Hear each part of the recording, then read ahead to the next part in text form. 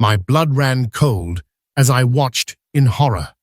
Colossal yellow HOA bulldozers were brutally tearing onto my private island, their diesel engines roaring a deafening protest against the morning calm. Their mission? To install 172 solar panels without my consent, without even a word. What would you do when a power-hungry HOA president and her cronies decide to transform your hard-won paradise into an industrial nightmare? I bolted upright in bed, the house physically vibrating as the ground outside shuddered. Peering through the shaking windows, I saw them. Monstrous yellow bulldozers crashing through the charming garden fence I'd just painted. Pure panic seized me. My heart hammered against my ribs like a trapped bird as I sprinted onto my porch, clad only in my pajamas. "Stop!" I screamed, my voice hoarse. "What in God's name are you doing on my property?" The workers, faces grim and set, utterly ignored me, their indifference a chilling insult.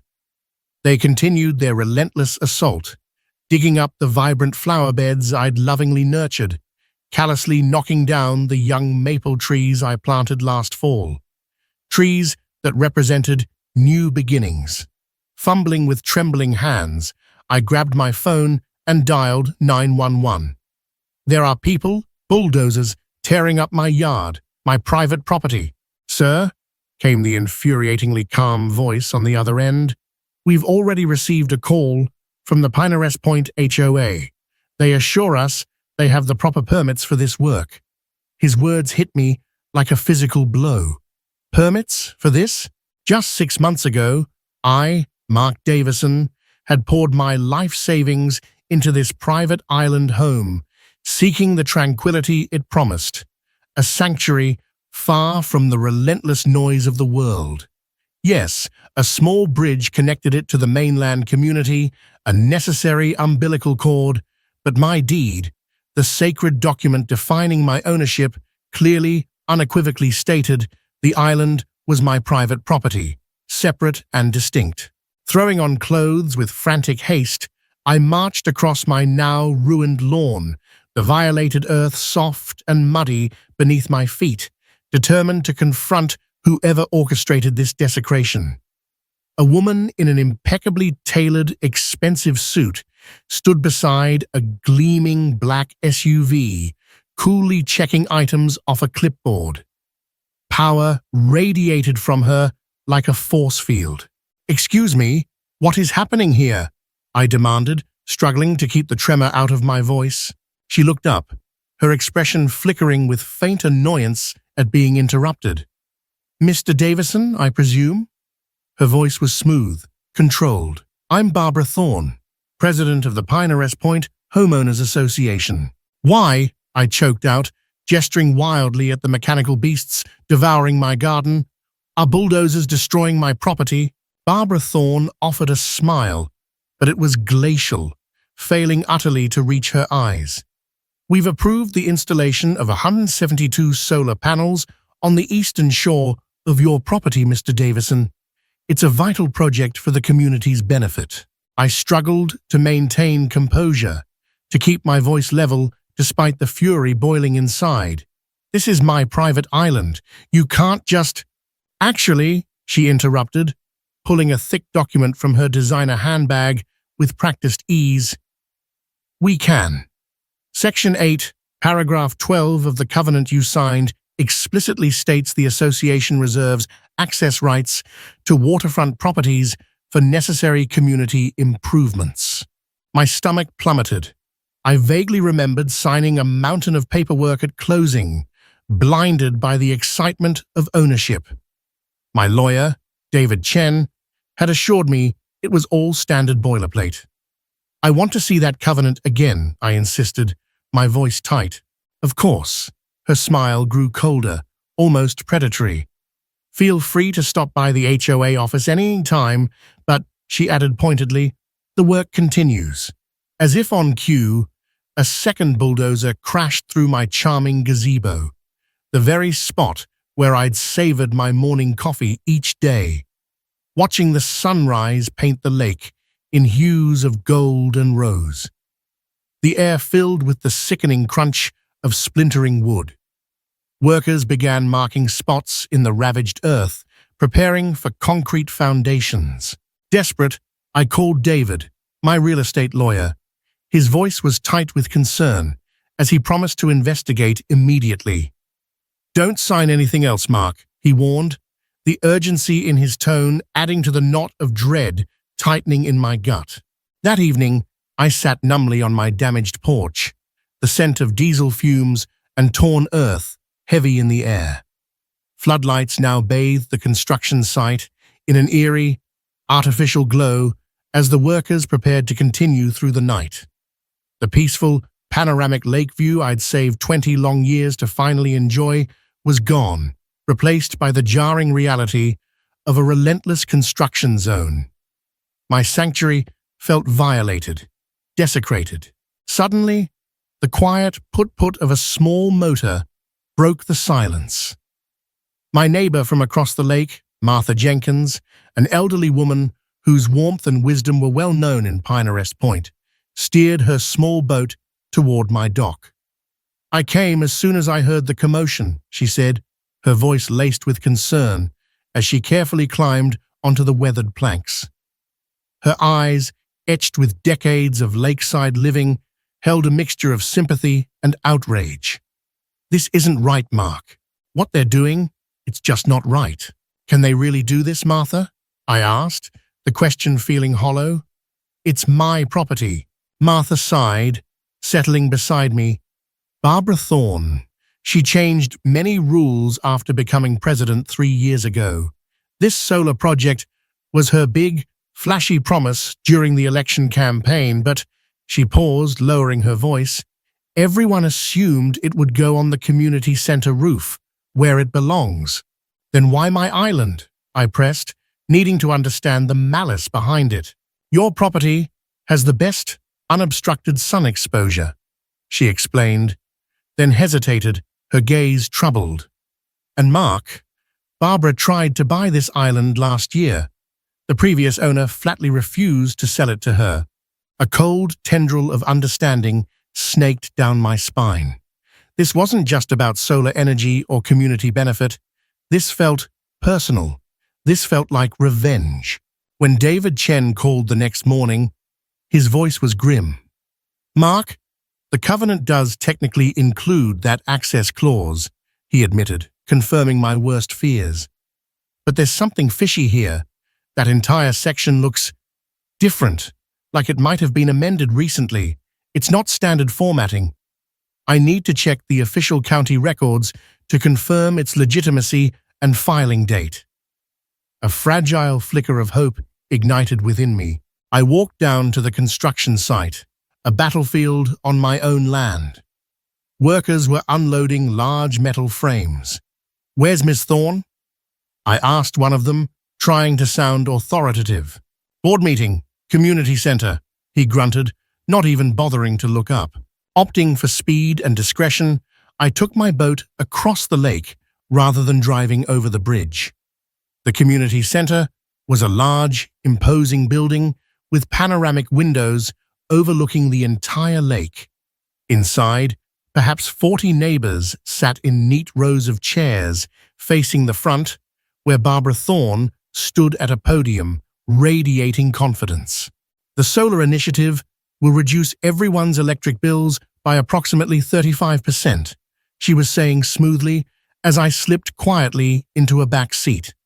"Furthermore, it qualifies our community for significant state green energy tax benefits."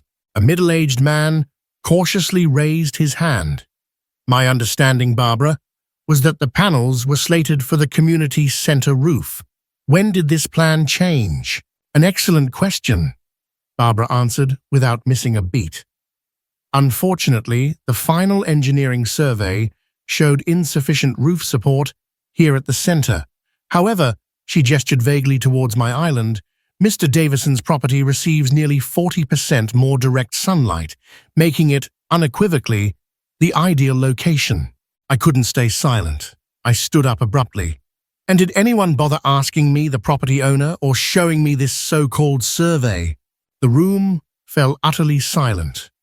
Every head turned to stare at me, a mixture of curiosity and apprehension on their faces. Barbara Thorne's lips tightened into a thin, hard line. Mr. Davison, while we welcome all homeowners to our meetings, please wait to be recognized before speaking. Before I could retort, a woman with flawlessly styled blonde hair and enormous designer sunglasses stood up beside Barbara. "Point of order, Madam President," she announced, her voice dripping with false sweetness. "Perhaps new homeowners," she turned to me, her smile somehow feeling deeply threatening, "should be better informed about how things operate here in Pinehurst Point. I'm Tiffany Croft, HOA Vice President.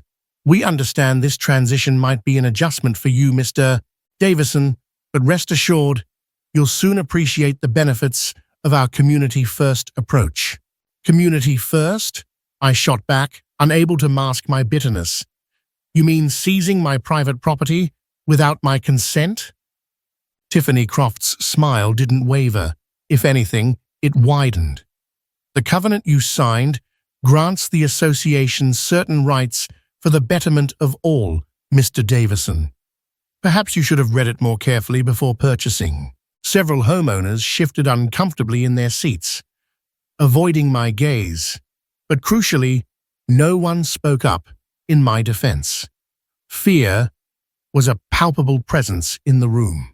"This meeting is focused on the budget, not reopening decided matters," Barbara stated firmly, her eyes flashing. "Security, please escort Mr. Davison out if he cannot observe proper meeting protocol." A large man in a security uniform approached me purposefully. Rather than create a scene and give them more ammunition, I turned and left, humiliation burning in my chest, but not before noticing Martha Jenkins and a few others watching me go, their eyes filled with sympathy, small, flickering candles in the oppressive darkness. Back on my violated island, the workers had already installed the first row of ugly concrete foundations, permanent scars on my land.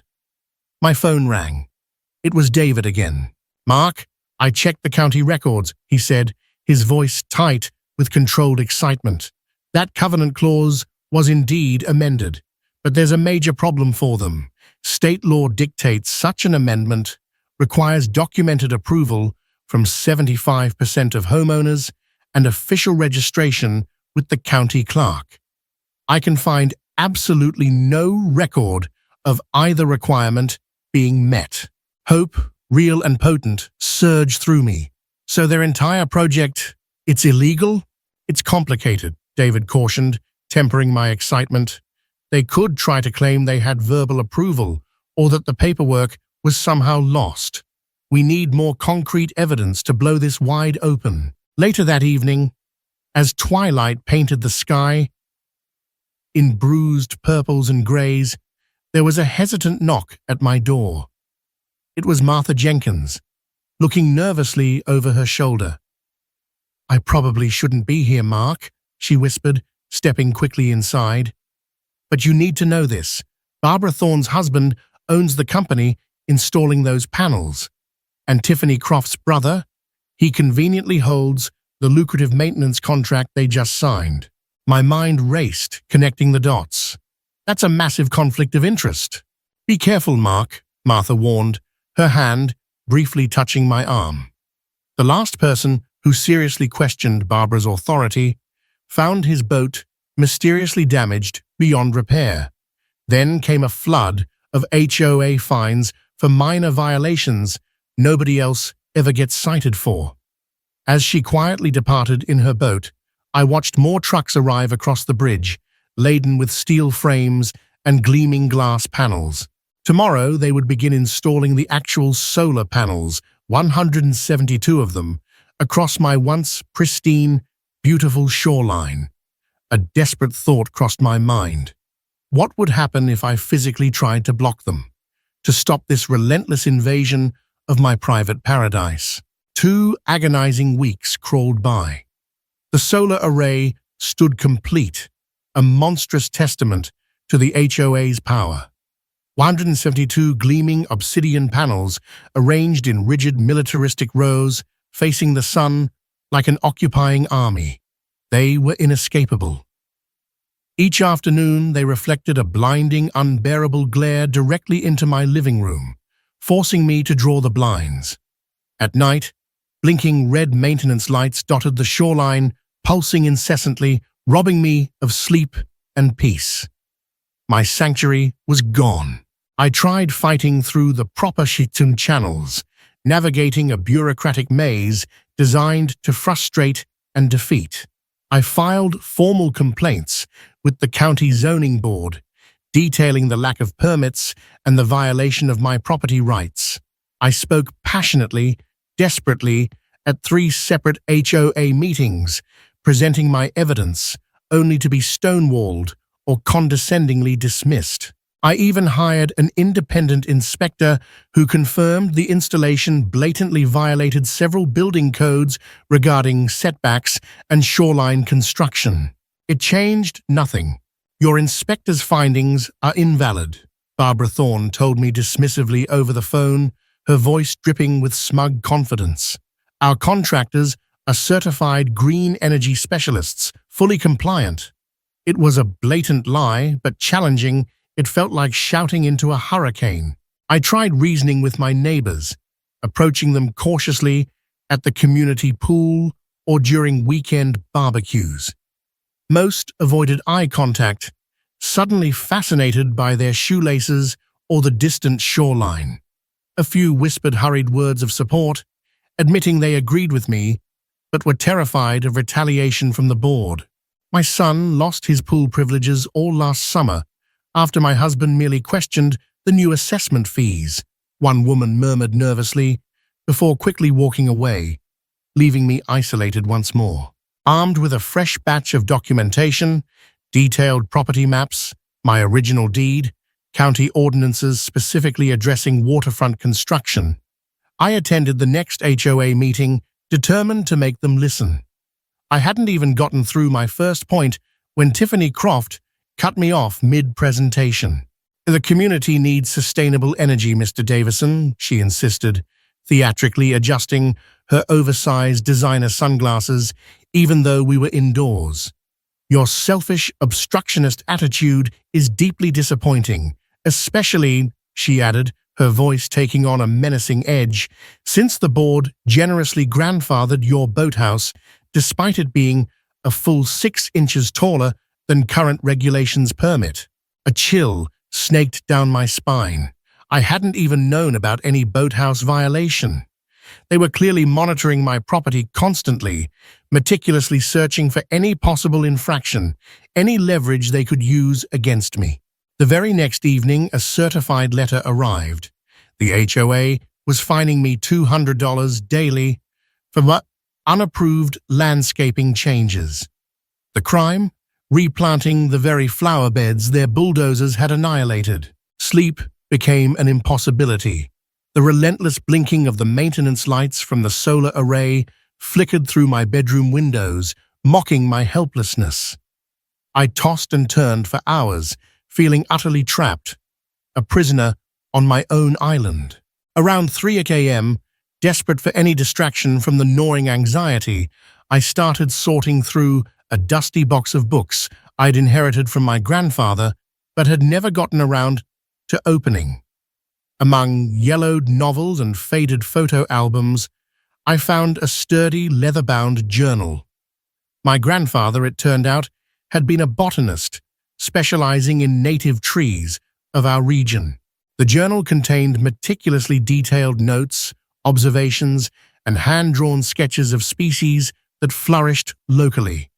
One page, in particular, leaped out at me.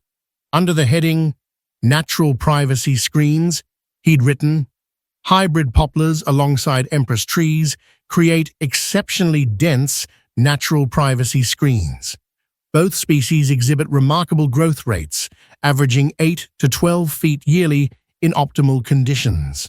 An idea audacious and defiant, began to form in the weary darkness of my mind. A green rebellion. The next morning, determination overriding exhaustion, I visited Martha Jenkins. Her charming lakeside cottage was enveloped by the most breathtaking garden in the entire community, a testament to her skill and passion. "Those solar panels are an absolute eyesore, Mark," she said grimly, ushering me in for tea. Barbara Thorne claimed they'd be hidden by extensive landscaping, but that was clearly just another lie. I showed her my grandfather's journal, pointing to the crucial passage. "I'm thinking about planting trees, Martha, lots of them, along my shoreline." A mischievous twinkle sparked in Martha's eyes. "Fast-growing trees, are we? Specifically positioned to block those hideous solar panels?" She chuckled softly. "Well, Mark, I happen to have something rather special propagating in my greenhouse right now. Hybrid poplars and empress trees. And trust me," she leaned closer, conspiratorially, "they grow even faster than your grandfather recorded, especially with my special fertilizer mix." Would you sell me some seedlings?" I asked, hope surging. "Better than that, dear boy," Martha said, her smile widening. "I'll help you plant them. I've been propagating these beauties for years, just waiting for the right project." My bank account took a significant hit as I withdrew a large chunk of my savings, but watching Martha carefully load 200 healthy, vibrant seedlings onto my boat felt like the first tangible victory in this exhausting battle. We spent the afternoon meticulously calculating the sun's path across the sky throughout the day and seasons, determining precisely where to place each tiny tree for maximum future solar blockage. By next year, if all went well, that night, under the cloak of a moonless sky, I began planting my secret army. Working frantically, with only a small headlamp strapped to my forehead, the soil, still loose and disturbed from the construction, thankfully made the digging somewhat easier. I had planted nearly 30 seedlings, each one a symbol of defiance, when a powerful beam of light suddenly flooded the shoreline, pinning me in its glare. "What are you doing out here so late, Mr. Davison?" I froze, dirt-covered shovel clutched tightly in my hand. The security guard hired by the HOA approached slowly, his flashlight aimed directly at my face, my heart hammered against my ribs. Just doing some late-night gardening," I stammered, trying desperately to sound casual. "It's cooler at night, you know." He lowered his flashlight slightly, his expression unreadable. "Those look like trees." "Decorative shrubs," I lied quickly. "For, privacy." The guard studied the small, vulnerable saplings for a long moment. "Ms. Thorne specifically instructed us to report any unusual activity near the solar installation." My heart sank. This was it. I'd be shut down before I could even finish planting. Then, to my utter astonishment, the guard's stern face softened almost imperceptibly. "My grandfather," he said quietly, his voice rough, "had his farm taken by eminent domain. For a shopping mall nobody even needed. Never sat right with me." He clicked off his flashlight, plunging the area back into near darkness. "Tell you what, I don't usually patrol this far side of the island until around 2 a.m. He paused. "That should give you about 3 more hours." After he silently walked away, disappearing back into the shadows, I worked with renewed, frantic energy. My muscles screamed in protest, but adrenaline and determination fueled me. I planted sapling after sapling in perfectly spaced, strategic rows, envisioning them growing tall and strong, their leaves eventually forming a dense curtain to shield my home and reclaim my view. By dawn, exhausted but exhilarated, all 200 were securely in the ground. Each tiny tree represented a flicker of hope against the overwhelming power of the HOA. The next day, I focused on reinforcing my legal position. David Chen helped me file a formal detailed appeal with the county zoning board, citing the procedural violations and lack of proper permits. Simultaneously, I contacted the State Environmental Protection Office, raising concerns about potential wetland disruption caused by the rushed and improperly sited solar installation. I was working from home, trying to focus amidst the constant hum from the panels, when someone pounded violently on my front door. It was Tiffany Croft. Her perfectly made-up face flushed crimson with rage. "Remove those trees, Davison, immediately!" she shrieked before I even fully opened the door. "They blatantly violate Section 12.4 of the Landscaping Covenant, which expressly prohibits—" "Prohibits what exactly, Ms. Croft?" I asked, forcing a calm I didn't feel. "Unauthorized landscape modifications that negatively impact community assets," she finished, practically spitting the words. I allowed myself a small, tight smile. An interesting interpretation. However, might I direct your attention to Section 5.7 of that same covenant? It explicitly permits homeowners to plant native species for the express purpose of erosion control, which, I added pointedly, is precisely what I have done. Given the significant shoreline damage caused by your unauthorized construction activities. Tiffany's eyes narrowed into slits. "The board will vote on this tonight. You'll face significant fines, Davison. Daily fines." "Then I'll certainly be at the meeting," I replied evenly, "to present my case regarding erosion control and native species." After she stormed off in a fury, practically vibrating with indignation, my phone dinged with a text message from an unknown number. "Check your email now. Sent documents you need." Not everyone supports Barbara Thorne's solar scheme. My heart leaped. The email contained scanned images, HOA meeting minutes from 2 years prior. The board had indeed voted in favor of a solar project back then, but the minutes specifically, explicitly approved placing the panels on the community center roof. There was absolutely no mention of my island, no authorization for construction on private property. That evening's emergency board meeting was electric. The room was packed far beyond its usual capacity. News of the escalating conflict and the mysterious new trees had clearly spread like wildfire through the neighborhood. "And these trees," Barbara Thorne declared, her voice sharp as broken glass, "were planted maliciously with the clear intent to obstruct the community's vital solar array. Mr. Davison must remove them immediately and pay for any alleged damage to the installation." "May I respond, Madam President?" I asked, standing slowly, feeling dozens of eyes on me. Tiffany Croft smirked. "You have 2 minutes, Davison." Using the community center's projector, I displayed the scanned meeting minutes from 2 years ago onto the large wall screen. "As you can plainly see," I announced, my voice ringing with newfound confidence, "the board never approved installing solar panels on my private property. The official vote 2 years ago specifically designated the community center roof as the location." Murmurs rippled through the crowded room. People leaned forward, whispering to their neighbors, pointing at the screen. Barbara Thorne's face tightened, her knuckles white where she gripped the podium. "Plans evolved," she snapped, "based on updated engineering requirements.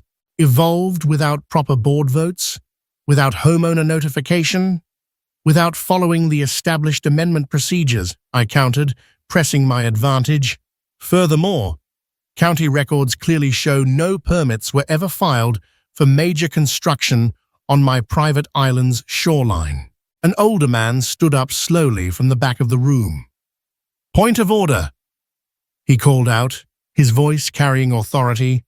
As the former board treasurer, I distinctly recall being told that any installation of this magnitude, especially one exceeding $100,000 in expenditure, required a documented 75% community-wide vote.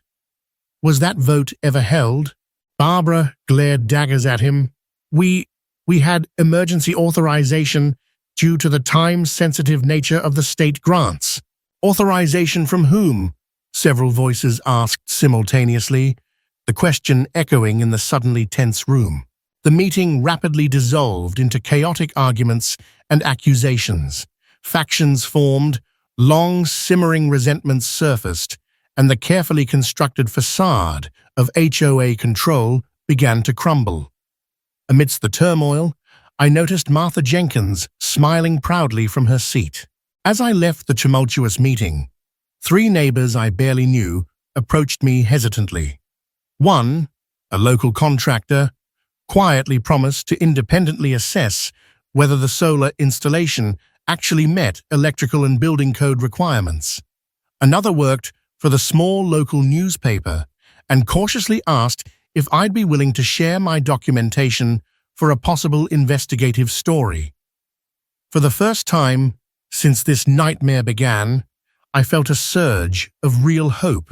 Maybe, just maybe, I could actually win this fight. That night, despite the incessant blinking lights from the panels across the water, I slept more soundly than I had in weeks, dreaming of tall, strong trees, casting long shadows, reclaiming my land. A tremendous, gut-wrenching crash jolted me awake at dawn. Heart pounding, I scrambled out of bed and rushed to the window. Looking outside, my blood ran cold. A landscaping crew, faces grim, was already on my shoreline, chainsaws screaming. They were cutting down my newly planted trees, my sapling army. Who had authorized this brutal new assault on my property? And how far, I wondered with a sickening lurch in my stomach, was I truly willing to go to defend my island, my home? 6 months passed in a relentless blur of dirt, sweat, and defiant hope. I woke before dawn each day, driven by a fierce determination to tend my growing rebellion. My hands became permanently stained with earth, cracked and sometimes bleeding from digging in the rocky shoreline soil. But I couldn't stop. I wouldn't stop. Especially not with Barbara Thorne occasionally watching from her expensive boat offshore, binoculars trained on my every move, a silent, menacing surveillance. Look at them grow, I whispered to my trees one misty morning, a sense of fierce pride swelling in my chest. Already standing over 5 feet tall, the hybrid poplars and empress trees were shooting upwards with astonishing speed, even faster than my grandfather's journal or Martha's predictions had suggested. Their leaves, vibrant and green, rustled in the gentle lake breeze like soft applause whenever I walked among them. They were my green army, my secret weapon against HOA tyranny. Across the water, discontent among the mainland residents simmered. Complaints grew louder about the solar panels, the harsh, blinding glare bouncing off them at sunset, disrupting peaceful evenings on their decks. The incessant, low buzzing noise emanating from the inverters, audible even across the water on still nights. The frequent rumbling of maintenance trucks down their quiet residential streets at odd hours. Yet, despite the growing frustration, nobody dared challenge Barbara Thorne directly. The fear she instilled ran deep, until, that is, my trees began casting the first tentative shadows across the rows of gleaming panels. The email landed in my inbox like a declaration of war. Emergency, HOA meeting, mandatory attendance. The subject line screamed in bold, red letters. I allowed myself a grim smile. They'd finally noticed. My trees were working. I walked into the community center that evening with my head held high, clutching printouts of relevant covenant sections and my grandfather's journal. A hush fell over the room as neighbors turned to stare, their expressions a mixture of curiosity, apprehension, and from a few, grudging respect. Item 1 on the agenda, Barbara Thorne announced, slamming her gavel with unnecessary force, her voice tight with barely suppressed fury. Her normally perfect hair looked slightly frazzled, a crack in her usual icy composure. Illegal vegetation planted on lakefront property, obstructing community assets. She glared directly at me. Those trees must go, immediately. Why? I asked calmly, meeting her gaze steadily. They are native species, drought-resistant, and according to Section 5.7 of our covenant, excellent for preventing shoreline erosion, a problem exacerbated by the construction you authorized. They are blocking our community investment, Tiffany Croft shouted from her seat beside Barbara, her voice shrill. Her designer sunglasses couldn't fully hide the rage burning in her eyes. Do you have any idea how much those solar panels cost this community? Approximately $438,000, according to the budget report, I replied evenly, letting the number hang in the air. Which is rather odd, considering the standard market rate for a project of this size and type should have been closer to $300,000, perhaps $325,000 at most. Murmurs instantly rippled through the crowd. People exchanged uneasy glances. Barbara Thorne's face paled slightly, but visibly beneath her makeup. And while we're discussing costs, I continued, pressing my advantage, I'm curious about the selection process. Who exactly chose Suntech Industries for the installation? Especially, I added, locking eyes with Barbara, since public records show their CEO plays golf with your husband every Wednesday, Ms. Thorne. That is entirely irrelevant. Barbara banged her gavel again, harder this time. We are discussing your deliberate sabotage of community property. I am simply landscaping my own land, I said with a shrug, feigning nonchalance while my heart hammered. As Section 5.7 of our governing documents clearly states, homeowners are permitted, even encouraged, to cultivate native vegetation for aesthetic and privacy purposes. Frankly, I find these particular trees very aesthetically pleasing. Suddenly, Robert Bell, my mainland neighbor, the same man who had complained to me privately about the solar glare on his deck, the man I'd mistakenly counted as a potential ally, stood up. My stomach clenched.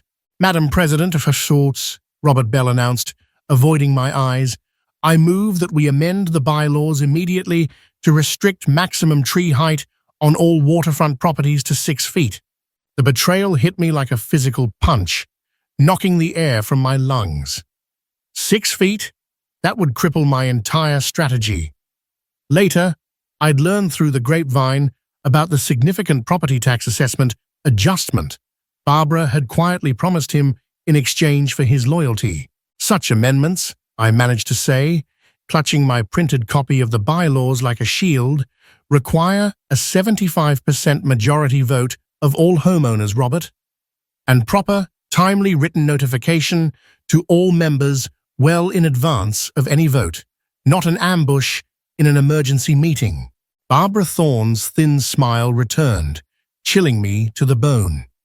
Then we'll hold the official vote next week, she declared smoothly. I'm quite confident everyone will see reason and vote in the community's best interest. I had underestimated her sheer ruthlessness and determination. While I spent the following days anxiously tending my growing trees, watering them, willing them to grow faster, Barbara launched an aggressive, multifaceted campaign. She personally visited the homes of seasonal residents, many of whom barely used their properties, easily gathering proxy votes from these absentee owners. Simultaneously, she and Tiffany Croft spread insidious rumors throughout the community, painting me as an environmental saboteur, a selfish outsider intentionally trying to undermine the community's green energy goals and drive up everyone's costs. I came home one rainy Thursday afternoon to find my island invaded yet again. This time, not by bulldozers, but by dozens of bright yellow violation notices staked firmly into the ground like enemy flags planted throughout my precious saplings.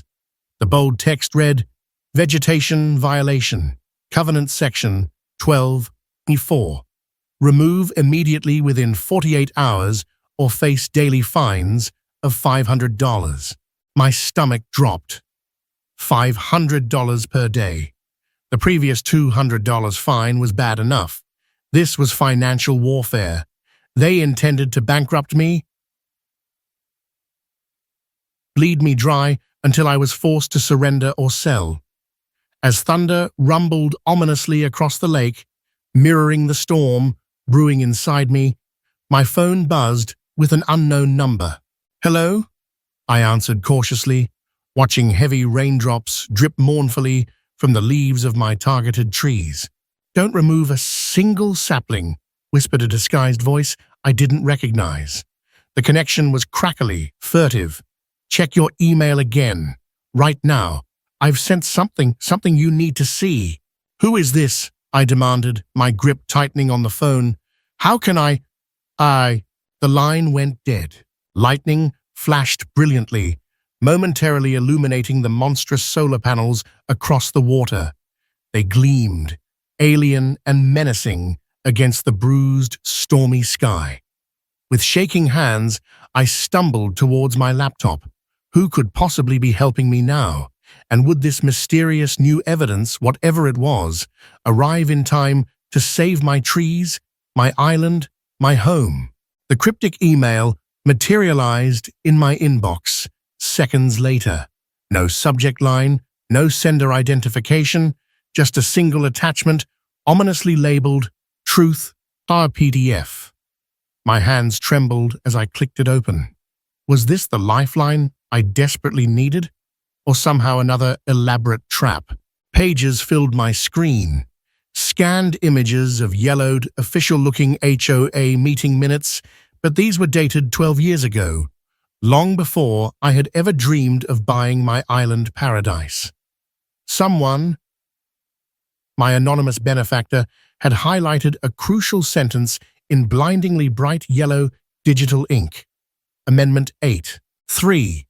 Any community improvement project budgeted over $50,000 and impacting privately owned property requires prior written, notarized approval from the affected homeowner and a documented majority vote from the full association membership. I gasped, sucking in a sharp breath. This amendment, this vital safeguard, it had completely vanished from the copy of the covenant I was given at closing. The solar installation, the bulldozers, the entire nightmare, it hadn't just been unethical, it fundamentally violated their own established rules from years prior. "Who sent this?" I whispered aloud to the empty, storm-lit living room. Outside the window, my besieged trees swayed violently in the wind-driven rain, their leaves glimmering, almost as if whispering back, "Someone on your side." Finally, sleep completely abandoned me that night. Fueled by adrenaline and righteous fury, I dug frantically through boxes stacked in my dusty attic until the first hints of dawn painted the eastern sky. I was hunting for my original closing documents, the thick packet David Chen had reviewed. There it was, the official-looking covenant copy provided by the HOA's representatives. My flashlight beam landed on the relevant section. Amendment 8.3 was conspicuously, damningly missing. They hadn't just bent the rules, they had given me doctored papers. Fraud. I paced my kitchen like a caged animal, gulping down cup after cup of strong coffee, my mind racing, planning my next move. A direct, explosive confrontation with Barbara Thorne seemed increasingly dangerous.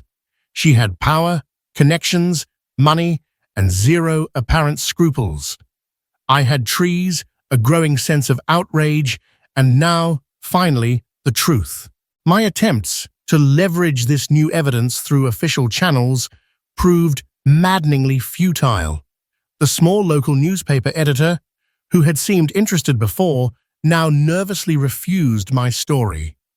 "Sorry, Mark, We just can't risk offending major advertisers, he explained apologetically, clearly under pressure. The county zoning inspector, previously sympathetic, now suddenly claimed he had no jurisdiction over private community matters, mumbling excuses and avoiding eye contact. Even my lawyer, David, while acknowledging the significance of the missing amendment, called the situation legally complex and cautiously suggested continuing to work within the HOA system, perhaps negotiating a settlement. Frustration boiled inside me like magma. The system wasn't just broken, it felt actively rigged against me. Meanwhile, the terrifying 48-hour deadline loomed. Only 24 hours remained before the crippling $500 daily fines would begin accumulating, bleeding my savings dry. Then, a wild, desperate idea struck me. I grabbed my phone and dialed the number for a major regional TV station, asking for their investigative unit. "Consumer Watchdog Department," answered a distinctly bored-sounding voice. Taking a deep breath, I blurted out my story in a rush. "I have evidence of major HOA corruption, forged legal documents, conflicts of interest, mysterious financial dealings, possible embezzlement. Plus," I added for effect, "ongoing environmental destruction on a private island." There was a moment of startled silence on the other end. Then, "Okay, sir, that sounds interesting. We can potentially send a reporter out to investigate tomorrow afternoon." "Tomorrow afternoon will be too late," I practically shouted. "They start fining me into bankruptcy tomorrow morning." I needed action now. Just then, my doorbell rang, startling me so badly I almost dropped the phone. Peeking through the peephole, my heart leaped into my throat. It was Barbara Thorne herself, standing imperiously on my porch, dressed impeccably in a designer raincoat, despite the drizzle having stopped. She tapped one expensive patent leather shoe impatiently on my welcome mat. Fight or flight? My heart pounded a frantic rhythm against my ribs. Taking another deep breath, I opened the door. "We need to talk, Davison," she announced curtly, brushing past me into my home without waiting for an invitation, as if she owned the place. "About the trees?" I challenged, crossing my arms, trying to project a confidence I didn't feel, "because I won't be removing them." "About your continued childish defiance," she corrected, pacing my living room, examining my modest possessions with obvious disdain.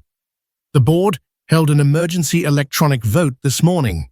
Your vegetation violations will now cost you $750 per day, not $500, effective immediately."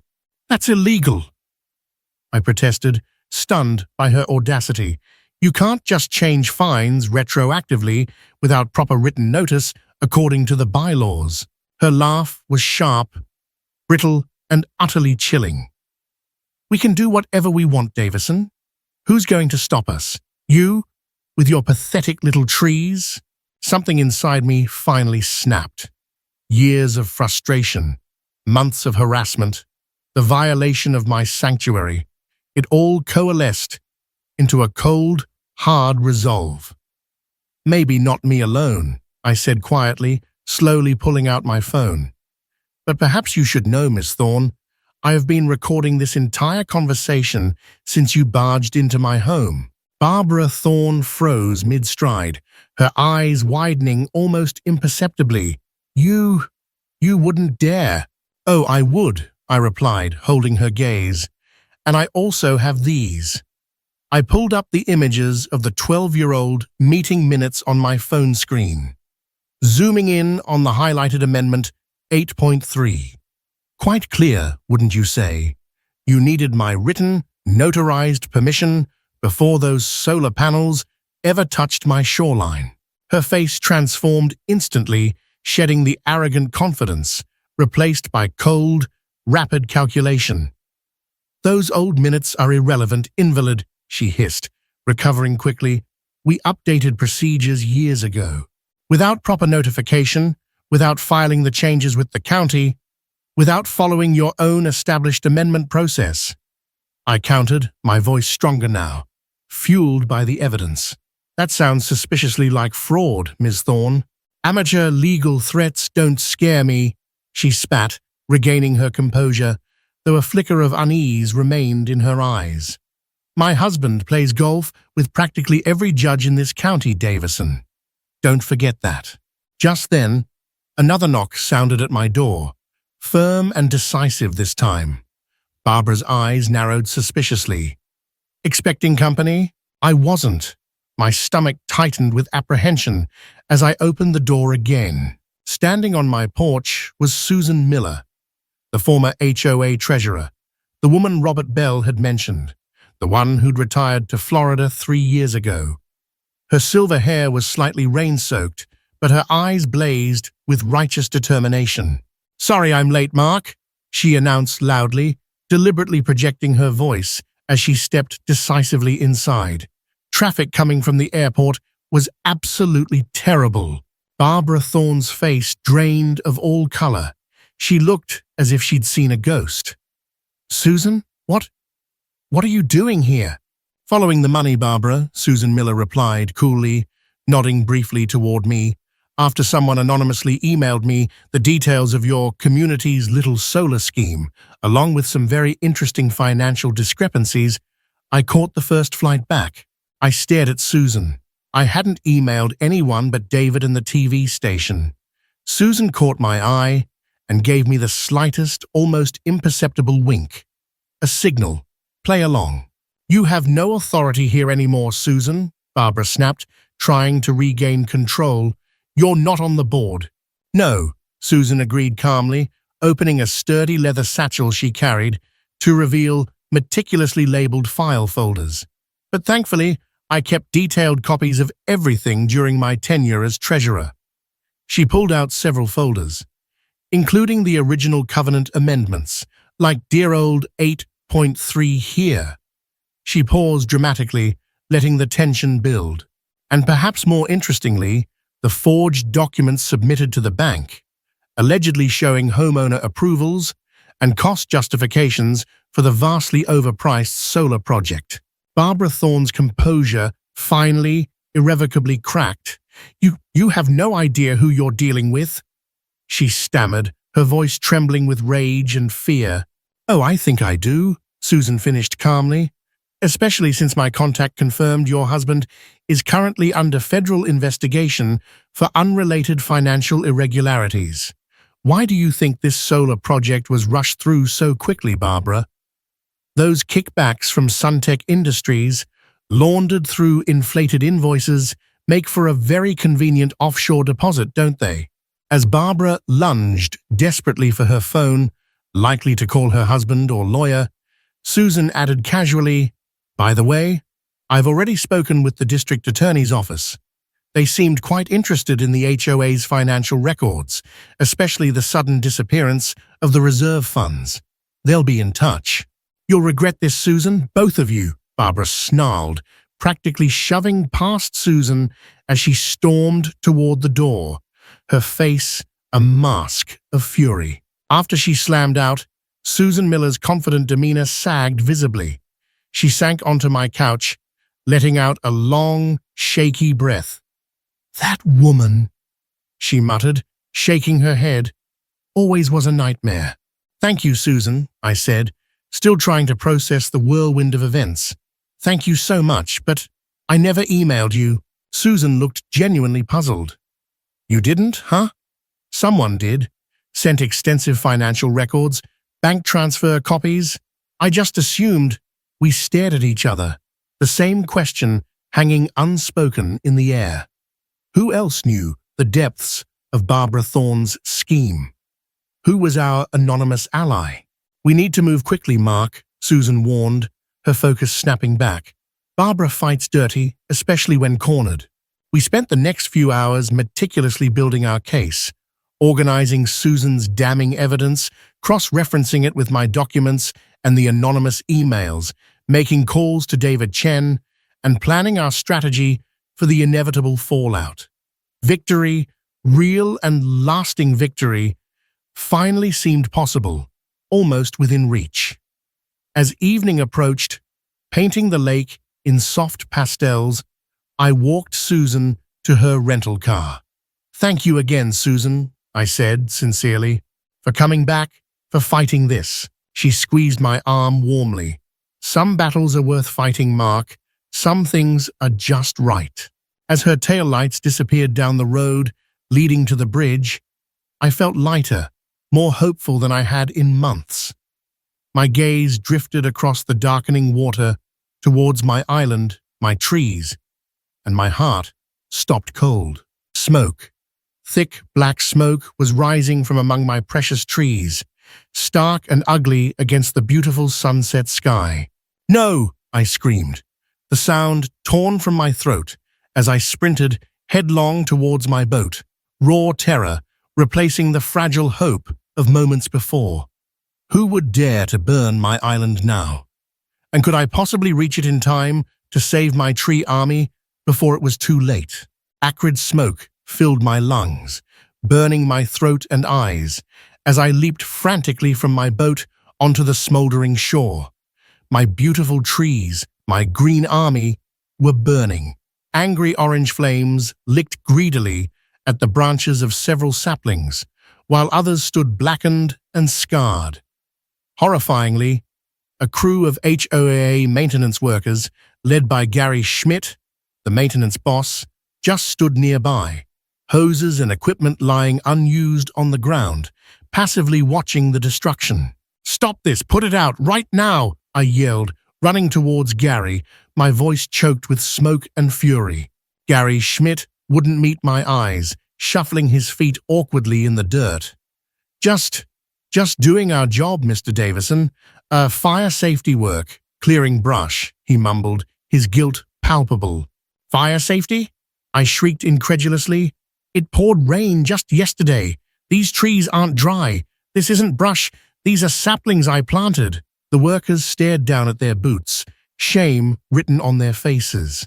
One younger guy, whose face looked vaguely familiar and kind, leaned closer and whispered quickly, "We didn't want to do this, sir. Honest. She made us, threatened our jobs.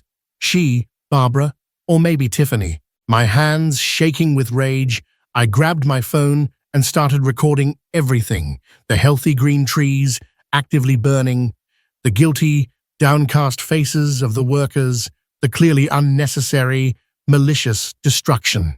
Then I called 911 again. "Fire on Sapphire Lake Island. My property is on fire, and the HOA is setting it." While waiting for the fire department, my eyes scanned the area, and I spotted Tiffany Croft's distinctive white SUV parked partially hidden on the access road near the bridge. She was outside the vehicle, phone raised, taking pictures of me, panicking amidst the smoke and flames. And she was actually smiling, a cruel, triumphant smirk as my trees died. When she saw me notice her, she quickly jumped back in her SUV and sped away. The audacity, the sheer malice, was breathtaking. Finally, the wail of sirens grew closer. Fire trucks rumbled over the bridge. Chief Harrison jumped out first, his face grim as he took in the scene. "What in the blazes happened here, Davison?" "The HOA is burning my trees, deliberately, without permission," I explained frantically, showing him the video I'd just taken. "They called it fire safety." "This isn't an approved burn," Chief Harrison said, his expression hardening with anger. "We never issued a permit for anything like this today." His team quickly started unreeling hoses and spraying water on the remaining flames. I felt physically sick, watching my brave little tree army fall victim to this vicious attack. Some were completely incinerated, just blackened sticks. Others were badly scorched but might survive. My carefully crafted plan to block the solar panels with a living green shield was literally going up in smoke. That night, sleep was utterly impossible. The pervasive, sickening smell of burnt wood filled my house, a constant reminder of the assault.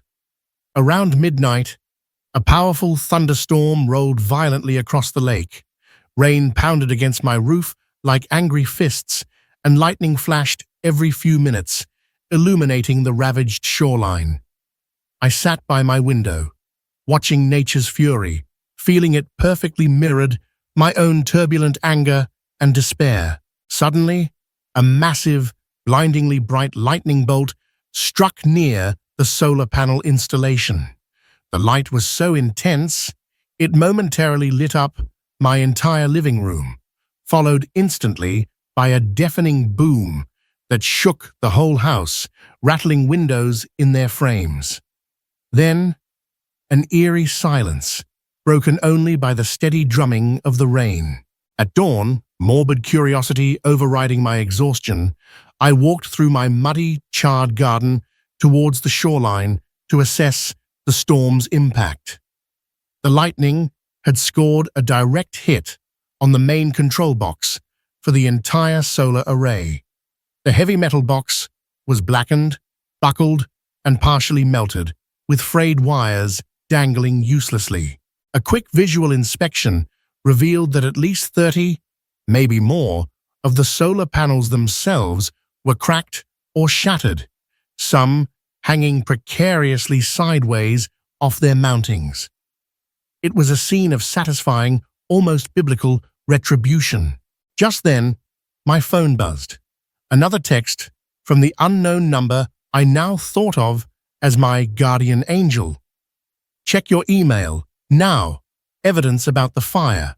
My heart pounded as I opened the attached files. The first photos clearly showed Tiffany Croft handing a thick envelope of cash to Gary Schmidt in a parking lot yesterday morning. Another picture showed a typed work order, seemingly bearing Barbara Thorne's signature. "Remove invasive trees, island property, ASAP. Use any means necessary prior to potential county inspection." Proof. Irrefutable proof of arson and conspiracy. As I stared at my phone in shock, absorbing the implications, a community-wide alert popped up. "Emergency HOA meeting, 3:00 p.m. today. Community Center. Attendance mandatory." My fingers flew as I texted Susan Miller. "Are you coming back for the meeting? Big developments." She replied almost instantly, "Already here. With the district attorney. Don't tell anyone. Bring all your evidence. See you there." Could this emergency meeting, called so abruptly after the fire and the lightning strike, actually be the final turning point in this long, exhausting battle? Or was it somehow another desperate trap set by Barbara and Tiffany to try and finish me off completely? I walked into the packed community center later that afternoon, gripping my phone tightly, the incriminating photos and documents ready. Every single chair was filled. People stood, packed 3 deep against the walls, whispering anxiously about the solar panel damage, the fire on my island, and the swirling rumors of financial misconduct. I noticed several TV news vans parked conspicuously outside. Someone, likely my anonymous ally or perhaps Susan, had tipped them off. Arthur Finch, the HOA's lawyer, stood nervously at the front podium, looking sweaty and deeply uncomfortable. Barbara Thorne was conspicuously absent, but Tiffany Croft sat defiantly in the front row, attempting to project an air of smug control, though a faint tremor in her hands betrayed her anxiety. "Where's our president?" someone shouted from the back. Arthur Finch cleared his throat, adjusting his tie repeatedly. "Ms. Thorne, sends her regrets," he stammered. "She had an unexpected personal matter arise that required her immediate attention." "You mean the police showed up at her house this morning with a warrant?" yelled Mrs. Davis from the back row, her voice ringing through the suddenly silent room. The room erupted in shocked gasps and excited murmurs. Tiffany Croft leaped to her feet and grabbed the microphone. "Everyone please calm down," she commanded, her voice overly loud. As Vice President, I will run this meeting. The first order of business is voting on emergency assessments to cover the unfortunate fire damage to the island property's trees and the unexpected lightning sabotage of the solar array. Sabotage? I stood up, unable to contain my outrage. Are you suggesting I somehow controlled the lightning, Tiffany? The absurdity of the accusation drew nervous laughter from parts of the room. Tiffany's face flushed crimson. I have something I need to share, I announced loudly, walking purposefully towards the front. Tiffany tried to physically block my path, but Arthur Finch, surprisingly, stepped quickly between us. The chair recognizes the island resident, Finch said firmly, perhaps finally realizing which way the legal winds were blowing. I quickly connected my phone to the large projector screen. The damning picture of Tiffany Croft handing cash to Gary Schmidt flashed onto the wall, large and undeniable. This photograph, I stated clearly, my voice amplified by the microphone, was taken yesterday morning, shortly before my trees were deliberately and illegally burned. I swiped to the next photo, the work order, with Barbara's signature authorizing removal by any means necessary. More gasps echoed through the room. Tiffany lunged towards my phone, screeching, "That's fake! It's photoshopped!" But Arthur Finch physically grabbed her arm, restraining her. Just then, the back doors of the community center swung open dramatically. Susan Miller walked in, flanked by a stern-looking woman in a sharp business suit and 2 uniformed police officers. District Attorney Rivera, the woman in the suit, announced, her voice commanding immediate silence and attention. My office is conducting an active investigation into financial fraud, conspiracy, and destruction of property related to the Pinnerus Point HOA. She looked directly at Tiffany. Ms. Croft, please remain seated. One officer calmly positioned himself beside Tiffany's chair, while the other stood guard near the main door. DA Rivera then addressed the stunned crowd. We have uncovered disturbing evidence suggesting significant financial irregularities. The solar installation company contracted by your HOA is, in fact, majority owned by Judith Palmer's brother-in-law. It appears the HOA was billed nearly triple the standard market rate for the project, with substantial evidence suggesting the difference was illicitly split between several board members and potentially laundered through inflated maintenance contracts. A news reporter near the front slipped in closer, his camera rolling, capturing every word. Robert Bell jumped up defensively. But the solar project was supposed to be for clean energy, for the community's benefit. Susan Miller stepped forward. Follow the money, Robert, she advised pointedly. Your HOA fees increased by 40% last year alone. Did any of you ever actually see detailed financial statements justifying that? Were they ever properly audited or filed with the state as required? A wave of shaking heads and murmurs swept the room. The DA nodded grimly. We have frozen all HOA bank accounts pending a full forensic audit. Preliminary findings indicate the maintenance and reserve funds are almost entirely depleted. Arthur Finch looked positively green. As legal counsel, he stammered, I must advise the board and the HOA that it faces serious civil and potentially criminal liability regarding the improperly authorized installation, the destruction of private property, and the illegal burning. Suddenly, Tiffany Croft bolted, making a desperate dash for the side emergency exit. The officer near the door intercepted her easily before she reached it. "Let go of me!" she shrieked, struggling futilely. "Do you have any idea who my husband is?" "Yes, ma'am," the officer replied calmly, securing her wrists. "He's already at the station downtown, answering questions related to potential wire fraud." The room fell into a stunned, absolute silence. Then Martha Jenkins, leaning heavily on her cane but standing tall, rose slowly from her seat. I have lived in Pinehurst Point for 30 years, she declared, her voice trembling slightly but filled with conviction. And I have never, ever seen such shameful, greedy, deceitful behavior from those elected to serve us. We need new leadership, honest leadership. She pointed a determined, slightly shaky finger directly at me. We need someone like Mark Davison, someone who fights for what's right, for all of us, even when they have to stand alone against the storm. Slowly at first, then growing steadily louder and more confident, clapping started throughout the room. It swelled into a genuine ovation, a wave of relief and renewed hope washing over the community. 3 months later, my island looked different, yet comfortingly familiar.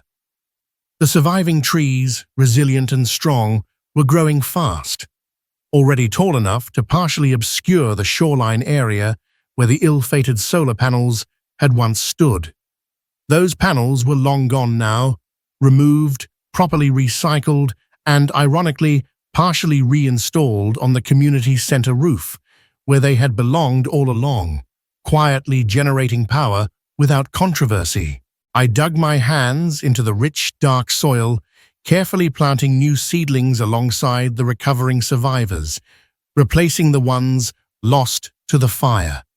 Healing, rebuilding. A familiar boat motor approached my dock. It was Robert Bell and Martha Jenkins, bringing over lunch. "The new garden looks simply wonderful, Mark," Martha called out cheerfully, waving as I helped her carefully from the boat. "Thanks to your special fertilizer mix, Martha," I replied with a warm smile. Robert handed me a folded local newspaper, a sheepish but friendly expression on his face. "Thought you'd want to see this," he said quietly. The headline blared, "HOA fraud case concludes former officials sentenced." Justice, it seemed, had finally prevailed.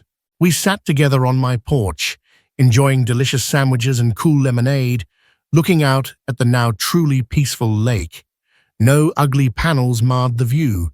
No angry neighbors lurked with threats. No violation notices fluttered menacingly. Just the gentle lapping of water, the rustle of leaves, and the easy comfort of good company.